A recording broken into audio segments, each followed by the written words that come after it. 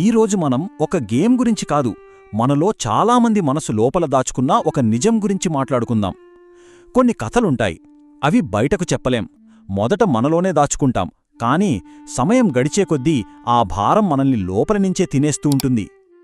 అప్పుడు మన జీవితమే మనల్ని కొన్ని ప్రశ్నలు అడుగుతుంది. నేను నా టైంని నిజంగా ఎక్కడ పోగొట్టుకున్నాను, ఎక్కడ దారి తప్పింది?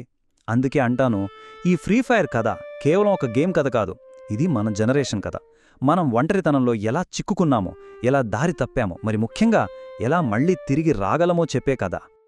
సరే, మరి ఈ ప్రయాణం అసలు ఎక్కడ మొదలైంది? మనలో చాలామందికి ఇది బయటి ప్రపంచం నుండి, మనలోని ఒంటరితనం నుండి తప్పించుకోవడానికి దొరికిన ఒకే ఒక్క ఆశ్రయం. ఫ్రీ ఫైర్ అనే గేమ్ ఏ పెద్ద కార్పొరేట్ ఆఫీస్లోనో పుట్టలేదు తెలుసా? ఒక చిన్న గదిలో ఒంటరిగా ఉన్న టేబుల్ మీద ఉన్న ఒకే ఒక ల్యాప్టాప్ నుండి పుట్టింది. దాని వెనుకున్నది ఫారెస్ట్ లీ. అతని చిన్ననాటి జీవితం ఎన్నో కష్టాలతో నిండింది. పెద్దగా ఎవరి సపోర్ట్ లేదు, కానీ అతని మనసులో ఒక చిన్న కల ఉండేది.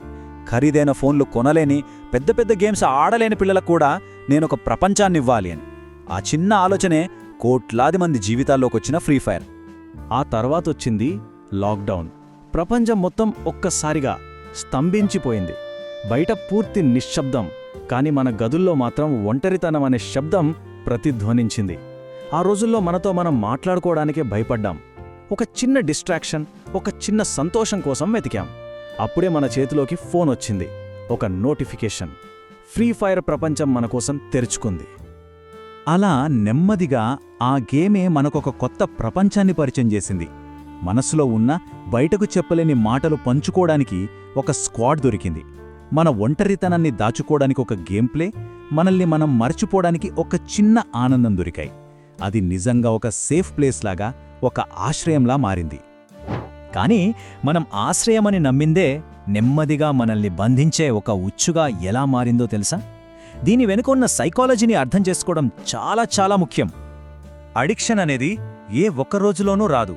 అది చాలా చిన్నగా, మనకు తెలియకుండానే మొదలవుతుంది. ఒక మ్యాచ్ అంతే, ఆ తర్వాత వెంటనే పుస్తకం తీస్తా, ఈ ఒక్క ఆలోచనతో మొదలవుతుంది. ఆ 10 నిమిషాలు కాస్త 40 నిమిషాలవుతుంది.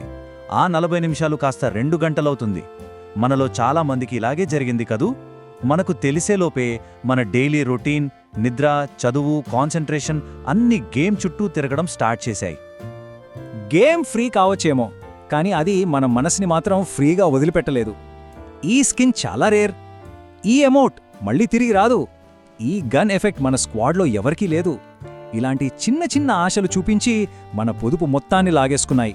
మన పాకెట్ మనీ, పండుగలకొచ్చిన డబ్బులు, మన చిన్న చిన్న కలలు, అవన్నీ కొన్ని పిక్సెల్స్ కోసం కరిగిపోయాయి. దీని వెనుక ఉన్న బిజినెస్ మోడల్ చాలా తెలివైనది. వాళ్ళు మన సైకాలజీతో ఎలా ఆడుకుంటారంటే, మొదట రివార్డ్స్తో మనల్ని అట్రాక్ట్ చేస్తారు. తర్వాత కొన్ని ఐటమ్స్ చాలా అవసరం అనే ఫీలింగ్ క్రియేట్ చేస్తారు. ఆ తర్వాత మనం వాటిని మిస్ అవుతామేమో అనే భయాన్ని, అంటే ఫోమోని క్రియేట్ చేస్తారు. చివరికి మనతోనే ఖర్చు పెట్టించి వాళ్ళు లాభపడతారు. ఈ సింపుల్ టెక్నిక్ వల్లే ప్రపంచంలోని గేమింగ్ కంపెనీలు బిలియన్ల డాలర్లు సంపాదిస్తున్నాయి. మరి మనం సరదాగా గడిపిన ఆ సమయానికి మనం చెల్లించిన అసలైన వెల ఏంటి? దాని నిజమైన పరిణామాలు ఎంత తీవ్రంగా ఉన్నాయో ఇప్పుడు చూద్దాం. 70,000 రూపాయలు. ఇదొక చిన్న పిల్లవాడు గేమ్ లోకల ఐటమ్స్ కొనడానికి ఖర్చు చేసిన మొత్తం. ఇది ఒక్క సంఘటనే కాదు. మన దేశంలో ఒక అబ్బాయి తన తల్లిదండ్రుల అకౌంట్ నుండి 36,000 రూపాయలు డైమండ్స్ కోసం వాడాడు. ఇవి కేవలం అంకెలు కాదు, ఇవి అడిక్షన్ మన జీవితాల్లో మిగిల్చిన గాయాలు, గుర్తులు. అదే లాక్డౌన్ టైంలో 2 రకాల మనుషులున్నారు. ఒక గ్రూప్ మనలో చాలామందిలాగా టైంపాస్, రీల్స్, గేమ్లతో సమయాన్ని గడిపారు.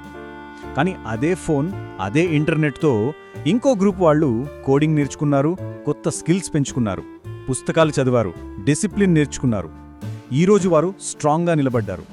మనం మాత్రం ఇంకా మనల్ని మనం వెతుక్కునే ప్రయత్నంలోనే ఉన్నాం. ఇదే మనం కోల్పోయిన సమయానికి చెల్లించిన నిజమైన వెల. ఈ నిజం ఒప్పుకోవడానికి మనలో చాలామంది సిగ్గుపడతాం, కానీ మనసు లోపల ఇది నిజమేనని మనందరికీ తెలుసు. గేమ్లో మనం హీరో కావచ్చు, కానీ రియల్ వరల్డ్లో మన గ్రోత్ అక్కడే ఆగిపోయింది. ఇది ఒక్కరి కథ కాదు, ఇది మనలో చాలామంది అనుభవించిన వేదన.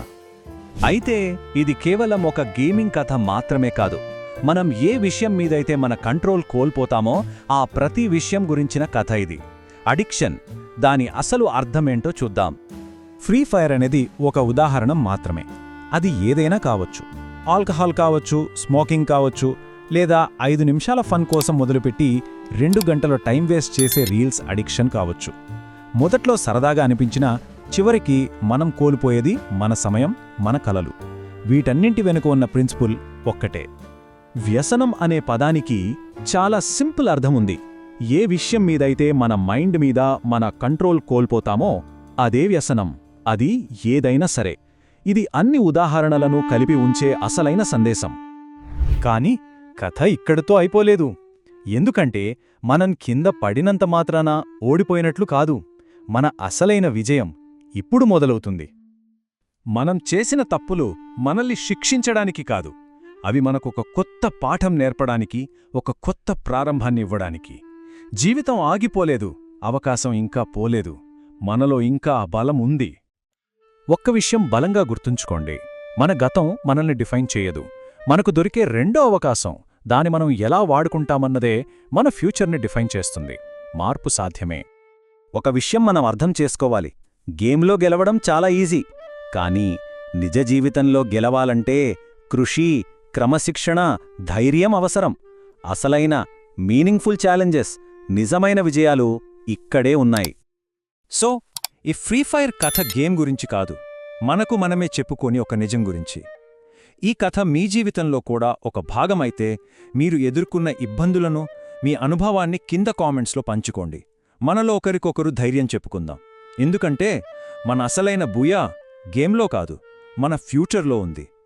మన నిజమైన విజయం కలిసికట్టుగా ముందుకు సాగడంలోనే ఉంది.